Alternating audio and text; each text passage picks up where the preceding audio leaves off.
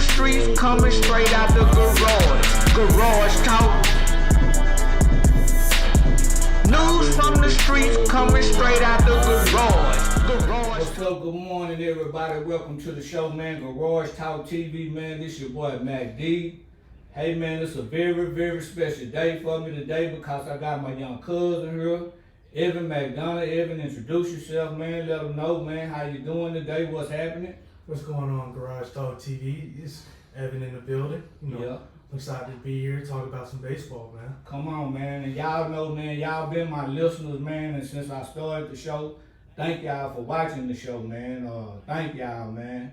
And y'all know I'm a country boy. I love baseball, man. I grew up in the country, Evan. Yeah. You know, first sport, man. Me and your dad, you know what I'm saying? That's what make the day so beautiful because me and your dad, man, we were the best of cousins. We probably stayed 3 miles from each other off of Country Road. Right.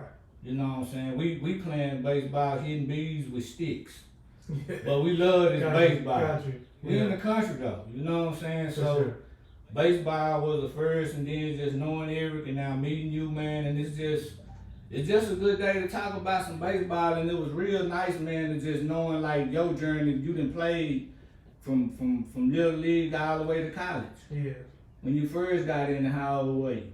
When I first got into it, I was about 7 years old. Yeah. You know, I got a funny story about this. My parents put me Come on. in a UT baseball camp, Yeah. right? Yeah. And this was the first time I ever did anything with baseball. Where are we at? Where are we at? What's that? Where are we at? What area we in? UT Austin. UT Austin. Yeah. UT Austin. Yeah, they put me in Yeah. the camp at UT Austin, you know. Yeah.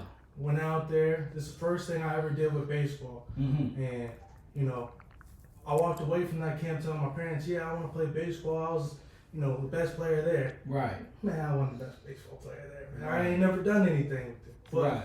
you know, from that day forward, you know, I just had a whole lot of interest in playing the sport of baseball, you know. Right. And Right. It was. I don't know what went through my mind that kind of tricked me into the idea that, you know, I was good at it, Yeah. but, you know, Yeah. several years later, I'm Yeah. play college baseball, you know, had a nice little time doing it, so Right. we're here. It was the nighttime lights for me though, man. That got me as a little leaguer. Yeah, It was like you got that evening game and it's gonna turn into 7, and you out there in the outfield or way over, and, right, and it's just the lights and the crowd. You know what I'm Yeah. saying? No. Small town city. definitely. Yeah. No. So when it really triggered that you like, man, I'm gonna just really go on, and it's really nice to see like this is my cousin's man, son. We grew up playing ball, and Evan then just took it further. So when was that time when you just said like, dang, this is my sport? Was it in high school? Honestly, it was probably about a year later, probably around 8, you know, Yeah. that I knew like I wanted to play baseball, and I wanted to play baseball as long as I could. Right. You know, around the age of 8, I ran into this person named Dominic Ramos, and he kind of just he helped me develop as a baseball player, but he Right. just, you know, shared his love for the game with Shout me. out to Dominique Ramos, man. Yeah. Shout out to Ramos, Yeah. man. Shout out to somebody if you want to. So shout out to Dominic Ramos. That's right, He man.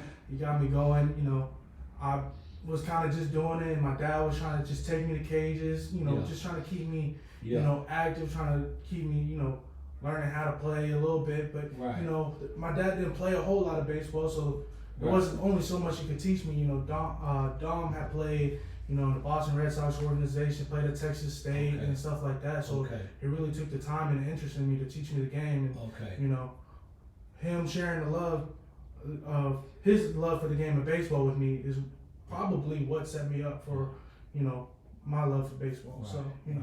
So did you shout out come out of high school into college, straight into college? Yeah, You right get out a of high school. scholarship? Yeah, I got a scholarship, played at a couple different places. I started off at a junior college named San Jack down in Houston. At the time when I went there, it was, Shout out San Jack. I've been knowing San Jack. They've been in the Texas, man, Yeah. college thing, yeah. yeah, it was, Since the 80s, man, yeah. yeah. When I was going there, it was one of the top, you know, junior colleges in the nation. Then from there, I transferred to Prairie View. Right. Got to play at HBCU for a while, which was a Okay. unique experience. What kind of experience is the So- HBC? Man, now look, I was talking to your dad, and he said something to me, you know what I'm saying? Shout out, happy birthday to man of my kinfolk Eric today, man. Eric McDonough, happy birthday, man. Happy birthday, Pops. Already Garage Talk TV, man. And we was sitting up talking, man, and I was wondering like how much love and passion for the game we have in the CU, and you done took over and took it even further than us. What do you think, man, that like to me, man, it's kind of like hard when I see black sports, baseball, not being played in the inner cities, man. The love and the, what do you think is the deterrent for that type of situation now? You know, I think the first part of it is that, I mean, baseball has just become not accessible to, you know, everybody, Right. right? You know, you got youth sports, it's just, you know, people are charging more and more every year for youth sports. Mhm. And I feel like baseball is one of the sports where people leave like your local recreational leagues and stuff like Right. that to select leagues earlier than most sports. Like, Right. you know, you could go down and find a youth football team down the street, right? Right. And you can play with them until you're in middle school, and then for middle school, there's middle school football, high school football, right? Right. And then basketball is similar. You could probably play some youth leagues. Kids will move to, you know, some select leagues around 10, 11 years old. But, Right. you know, in baseball, you know, they transition to select sports, and, you know, they paying people $4,000 a season and stuff like that. Like Right. at the age of 8, 9 years old, you know. Right. Right. And I mean, I think it's getting ridiculous, some of these prices, and Yeah. with these prices, you know, it's making it not accessible to everybody, and Right. I think that's the main problem, and I think that's why we Right. just have a lag of kids in the inner city, like kids, African Americans in baseball right now, Right. because, you know, it's just so expensive. I mean, even just the cost to get the startup going, Right. gets a kid into baseball. You talking about $100 plus bat, easy, Wow. right? $100 to $200 glove if you're being cheap. Wow. You know, it's typically $3 to $5 for $100 if you know, looking for a quality glove. Then Right. talk about cleats. Cleats is $100. Right. You know, just all the things that you need to get started in baseball. Right. It's expensive already. Right. And you start adding the fact that, you know, people play select baseball at the age of 8, 9 Mhm. years old, and, you know, Mhm. and they don't come back to these recreational leagues, and so these recreational leagues aren't providing them an opportunity, you know, to develop really, because there's not Right. enough good kids playing, and there's maybe 2, 3, 4 teams in the league, right? Like Right. once you get to the age of 10, 11, this, you know, and so with that being the case, it just makes it really hard for, you know, Mhm. inner city kids and stuff to get into baseball. I mean, it's just hard to afford it, you know. Mhm. So I remember, you know, growing up, I moved into select baseball like everybody else around the age of 9.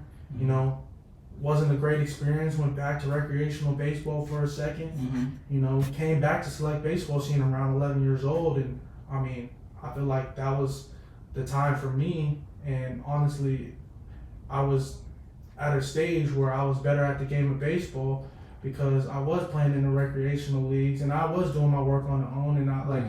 I wasn't making the game too serious at a young age. Right. You know, I wasn't trying to make it my occupation, Right. right? And I feel like what positions did you play in? I play outfield. So, Outfield. Okay. mhm. You a power? You hit for power? Yeah, Yeah. definitely down later in my career, I hit for more power. When I Yeah. was a little bit younger, high school, I was probably more of a speed guy. Okay.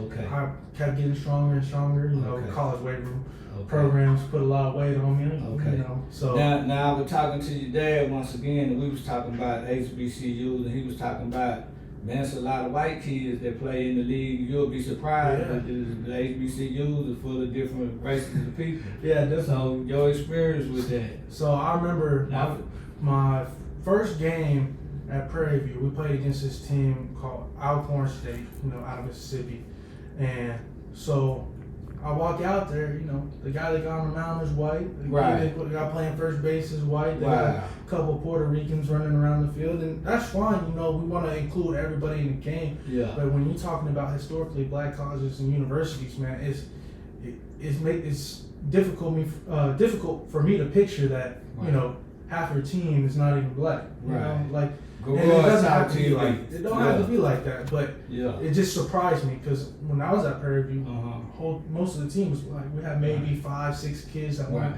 you know, African American or anything like that. But it just surprised me. I mean, these HBCUs, they don't want to just stick to Right. you know Right. recruiting black baseball players, Right. and it don't have to be like that. It don't but have to be like that. but Yeah. you would just expect something different. Exactly, you know? exactly. So And that's what it put was me a- by it was- surprise. it We was ain't, a- we ain't tripping on how it Yeah, is, it's- though. You know what I'm saying? It's it just was a little bit surprising. of a shock. It was surprising to hear. Yeah, and then Oh yeah. Alabama State, when we played them, might have had 10 black kids on the whole team. You travel Right. about 30 kids, so Right. it's like, you So know, what even was, less what than was the half. name of that team right there? Alabama State? Nah, your team when Oh, you what- playing at where you at Prairie View? Yes, I was Yeah. at Prairie View. So you at Prairie View. So you playing in outfield at Prairie View? Yes, I was playing that outfit. Okay. Yeah. Good stick. Yeah. You No, know, I you hit for I power. always hit. Yeah, I always hit. Already. Mhm. Already. But now you got some footage of the Tigers.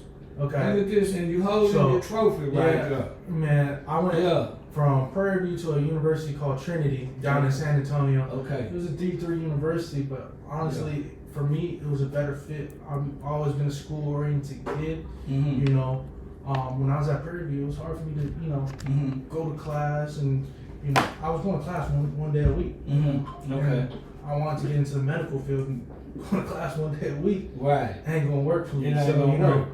I decided that wasn't the best opportunity for me. We weren't winning a lot at Prairie View, so it kind of Right. made the decision a little easy. Right. Right, like maybe if I was winning a lot more games, more than 15, 20 games a year, I Right. might have stayed. But Right. we weren't winning, so I transferred to Trinity. Okay. The Okay. reason I transferred there, And that's the Tigers.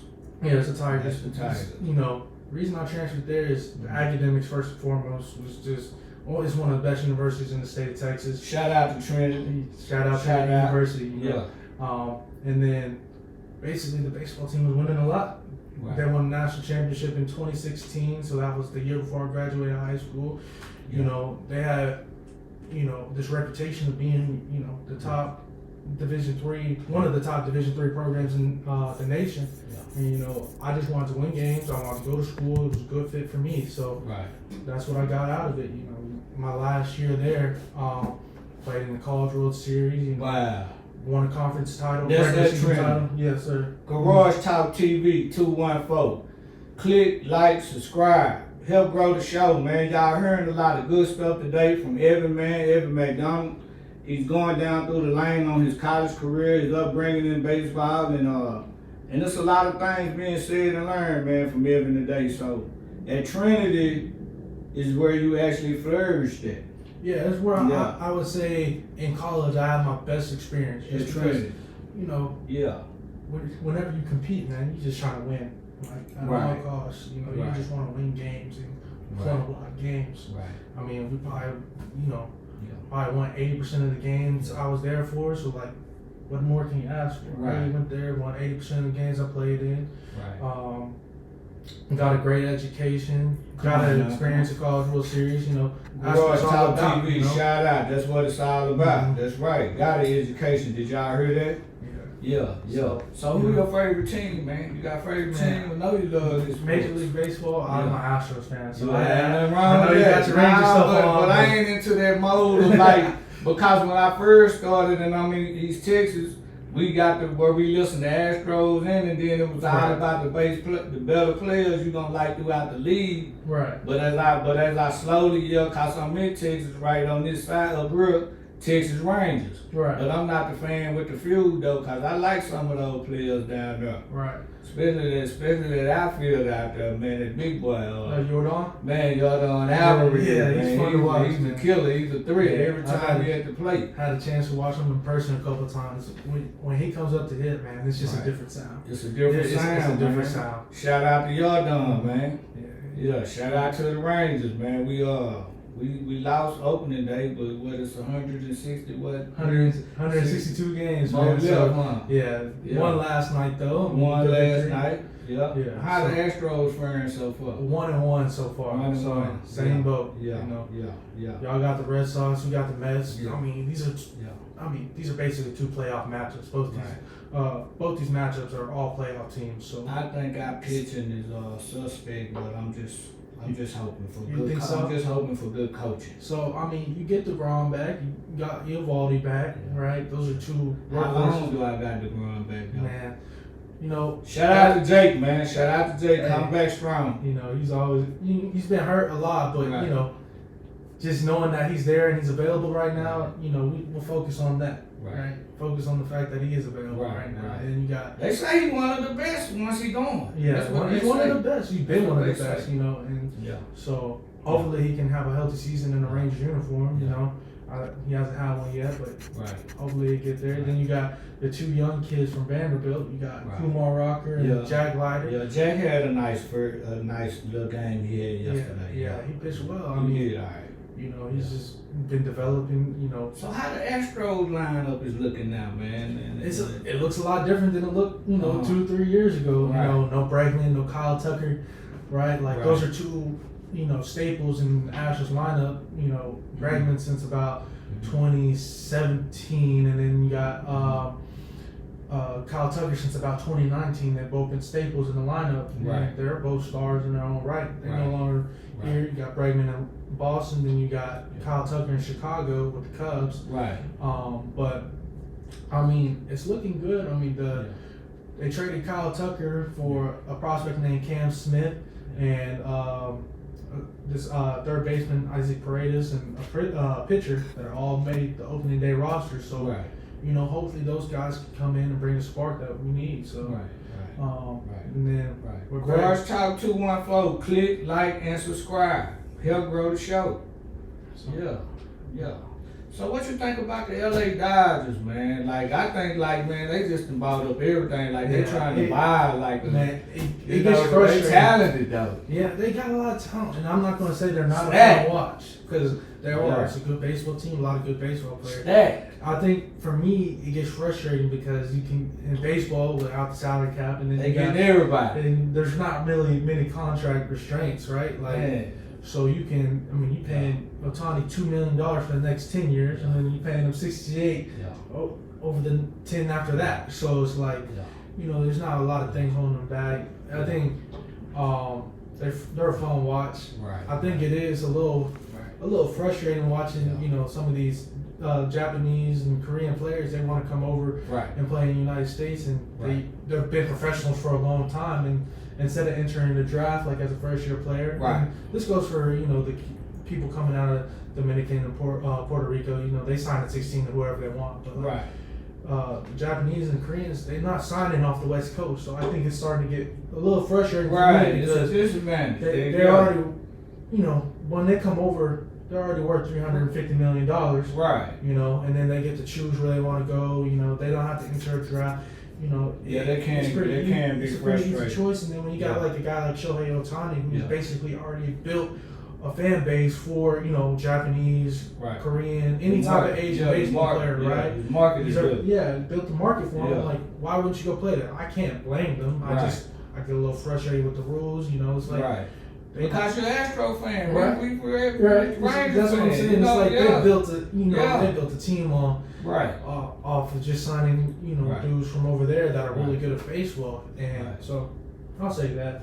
You know. Well, it's been a nice show today, man, and I really thank you for coming, you know what I'm saying, and introducing yourself. I look forward to you coming back, Yeah, we you know, because it's a lot about baseball. Y'all know Garage Talk TV, thank y'all for listening and watching. Y'all know I love baseball. Y'all know I'm going to talk about baseball, and Evan is one of my go-to guys, man, you know, so y'all get forward to seeing him back, man. Click like and subscribe, man. That's I right. appreciate y'all having me on the show today. Yeah. It was a good time. You want to shout out to anybody? Americans, black people in baseball. You know, I did talk about how it's not accessible and how it's not affordable necessarily Mm-hmm. for a lot of people, and I just want to put out there that there is, you know, a youth academy over at the Texas Rangers. You know, it's off of Westmoreland, I believe, and you know, they do a good job of running camps that are free, camps that are affordable. You know, they got instruction that is affordable. You know, if you're trying to pique your kids' interest in that, you know, it's a good place to start. You know, Yeah. they got plenty of camps. Sometimes you got Texas Rangers that go out there, like Marcus Simeon is a regular out there, you know. Shout out to and Marcus Simeon, man. so I think that could be, you know, influential in a kid's Right. life, you know, to Right. meet a major leaguer, you know, that look like him, you know, for an affordable price. Real influential. Right? Yeah. And then, you know, these youth academies, they also offer RBI academies, which is basically like their showcase program, which is what they do like competitively. So like once they move out of that youth stage, the youth local leagues and stuff like that, instead of playing, you know, club or select baseball, you know, paying $4,000 a season, they have a more affordable option through the RBI program, and they run that through the Texas Rangers Youth Academy. Right. So, you know, there's options out there that are affordable, you know, and these are things that people should look into in the inner cities if they have any interest in getting their kids into baseball, if their kid has any interest in getting into baseball, you know.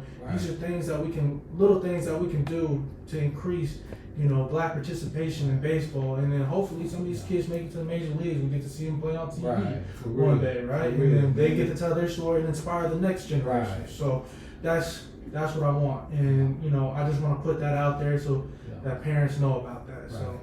And that's Garage Talk TV, man, and that was some good information, and that was good to put out.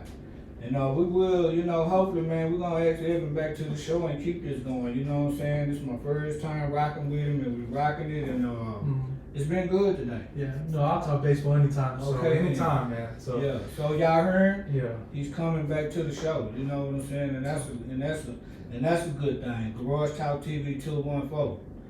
So, I want to send a big shout out, man, once again, like I say, man, to everybody watching the show. Thank y'all, you know what I'm saying? Click, you know what I'm saying? Leave us some likes. We've been getting a lot of likes, and I've been appreciating that. Appreciate that, you know what I'm saying? You want to shout out, you got any friends, your girlfriend, wife, fiance, anybody you want to shout out to, Evan? Anybody, man. Shout out Dominic Ramos for, you know, inspiring me to play baseball. And so within, man, Garage Talk TV, man, peace. Until the next time. Straight out the garage talk. News from the streets coming straight out the garage talk.